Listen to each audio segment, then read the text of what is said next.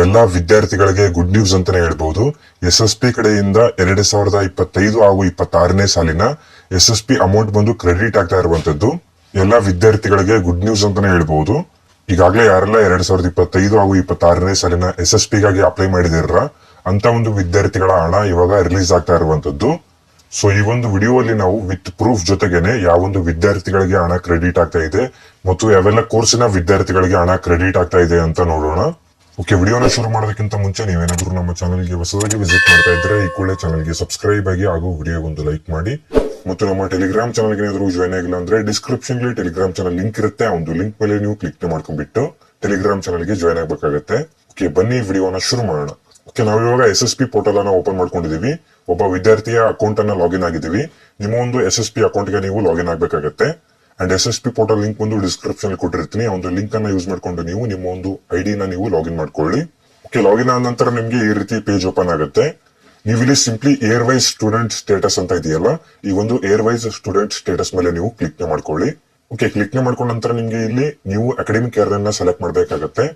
So ನಾವಿಲ್ಲಿ 2025 ಹಾಗೂ 26ನೇ ಸಾಲಿನ ಸ್ಟೇಟಸ್ ಅನ್ನ ಚೆಕ್ ಮಾಡ್ತಾ ಇರೋದ್ರಿಂದ ನೀವಿಲ್ಲಿ 2025 ಹಾಗೂ 26ನ ಸೆಲೆಕ್ಟ್ ಮಾಡ್ಕೊಳ್ಳಿ.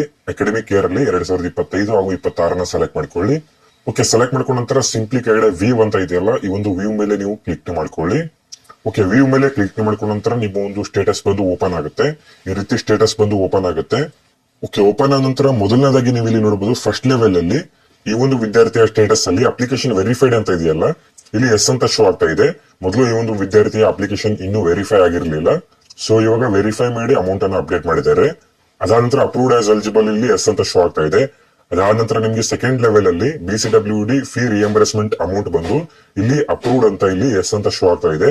ಅಂಡ್ ನೀವು ಇಲ್ಲಿ ಅಮೌಂಟ್ ಕೂಡ ನೋಡಬಹುದು, 3127 ರೂಪಾಯಿ ಅಮೌಂಟ್ ಬಂದು ಅಪ್ಡೇಟ್ ಆಗಿರುವಂತದ್ದು. ಅಂಡ್ ಈ ಒಂದು ವಿದ್ಯಾರ್ಥಿ ಅಪ್ಲಿಕೇಶನ್ ಇನ್ನೂ ವೆರಿಫೈ ಆಗಿರ್ಲಿಲ್ಲ. ಸೊ ಇವಾಗ ವೆರಿಫೈ ಮಾಡಿ ಅಮೌಂಟ್ ಅನ್ನು ಅಪ್ಡೇಟ್ ಮಾಡಿದ್ದಾರೆ. ಸೊ ಇನ್ನೇನು ಕೆಲವು ದಿನಗಳಲ್ಲಿ ಈ ಒಂದು ವಿದ್ಯಾರ್ಥಿಗಳ ಹಣ ಸಿಗಲಿದೆ. ಸೊ ಇಲ್ಲಿ ಕ್ಲಿಯರ್ ಆಗಿ ಮೆನ್ಷನ್ ಮಾಡಲಾಗಿದೆ BCWD ಫೀ ರಿಯಂಬರ್ಸ್ಮೆಂಟ್ ಅಂತ ಹೇಳ್ಬಿಟ್ಟು. ಈ ಒಂದು ವಿದ್ಯಾರ್ಥಿ ಬ್ಯಾಕ್ವರ್ಡ್ ಕ್ಲಾಸಸ್ ವೆಲ್ಫೇರ್ ಡಿಪಾರ್ಟ್ಮೆಂಟ್ ಗೆ ಸೇರಿರುವಂತಹ ವಿದ್ಯಾರ್ಥಿ ಆಗಿರ್ತಾನೆ, ಅಂದ್ರೆ OBC ವಿದ್ಯಾರ್ಥಿ ಆಗಿರ್ತಾನೆ. ಮತ್ತು ಯಾವೊಂದು ಹಣ ಕ್ರೆಡಿಟ್ ಆಗ್ತಾ ಇದೆ ಅಂತ ನೋಡುವುದಾದರೆ ಸೊ ಫೀ ಅಮೌಂಟ್ ಬಂದು ಇಲ್ಲಿ ಕ್ರೆಡಿಟ್ ಆಗ್ತಾ ಇರುವಂತದ್ದು. ಅದಾದ ನಂತರ ಥರ್ಡ್ ಲೆವೆಲ್ ಅಲ್ಲಿ ನೋಡಬಹುದು.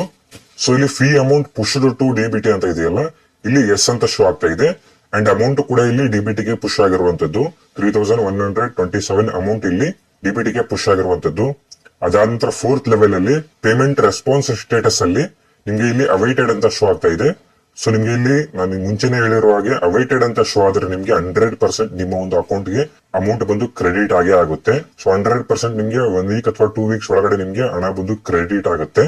ಸೊ 100% ನಿಮ್ಗೆ ನಿಮ್ಮ ಒಂದು ಅಕೌಂಟ್ ಗೆ ಹಣ ಕ್ರೆಡಿಟ್ ಆಗುತ್ತೆ.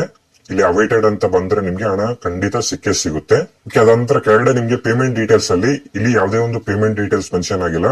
ಸೊ ಇಲ್ಲಿ ಹಣ ಇನ್ನು ಕ್ರೆಡಿಟ್ ಆಗದೆ ಇರೋದ್ರಿಂದ ಇಲ್ಲಿ ಪೇಮೆಂಟ್ ಡೀಟೇಲ್ಸ್ ಏನು ಶೋ ಆಗ್ತಾ ಇಲ್ಲ. ಹಣ ಕ್ರೆಡಿಟ್ ಆದ ನಂತರ ನಿಮ್ಗೆ ಯಾವೊಂದು ಡೇಟ್ ಅಲ್ಲಿ ಹಣ ಕ್ರೆಡಿಟ್ ಆಗಿದೆ ಅಂತ ಇಲ್ಲಿ ಎಲ್ಲ ಒಂದು ಡೀಟೇಲ್ಸ್ ಬಂದು ಶೋ ಆಗುತ್ತೆ. ಯಾವೊಂದು ಬ್ಯಾಂಕಿಗೆ ಕ್ರೆಡಿಟ್ ಆಗಿದೆ ಮತ್ತು ಯಾವೊಂದು ಟೈಮ್ ಅಲ್ಲಿ ಕ್ರೆಡಿಟ್ ಆಗಿದೆ ಅಂತ ಎಲ್ಲ ಒಂದು ಡೀಟೇಲ್ಸ್ ನಿಮ್ಗೆ ಇಲ್ಲಿ ಶೋ ಆಗುತ್ತೆ. ಓಕೆ, ವಿತ್ ಪ್ರೂಫ್ ಜೊತೆಗೇನೆ ನಿಮ್ಗೆ ನೀವು ಇಲ್ಲಿ ನೋಡಿದಿರಾ 2025 ಹಾಗೂ 26ನೇ ಸಾಲಿನ SSP ಅಮೌಂಟ್ ಬಂದು ಅಪ್ಡೇಟ್ ಆಗಿದೆ. ಸೊ ಇನ್ನೇನು ಕೆಲವು ದಿನಗಳಲ್ಲಿ ನಿಮ್ಗೆ ನಿಮ್ಮ ಒಂದು ಅಕೌಂಟ್ಗೆ ಈ ಒಂದು SSP ಹಣ ಬಂದು ಕ್ರೆಡಿಟ್ ಆಗಲಿದೆ. ನಿಮ್ಮ ಒಂದು ಸ್ಟೇಟಸ್ ಕೂಡ ಚೆಕ್ ಮಾಡ್ಕೊಳ್ಳಿ. ಒಂದ್ ವೇಳೆ ಅಮೌಂಟ್ ಏನಾದ್ರು ಶೋ ಆದ್ರೆ ನಿಮ್ಗೂ ಕೂಡ ಕ್ರೆಡಿಟ್ ಆಗುತ್ತೆ. ಓಕೆ, ಐ ಹೋಪ್ ಎಲ್ಲ ವಿದ್ಯಾರ್ಥಿಗಳಿಗೆ SSP ಅಮೌಂಟ್ ಅಪ್ಡೇಟ್ ಆಗಿದೆ ಅನ್ಕೊಂಡಿದೀನಿ.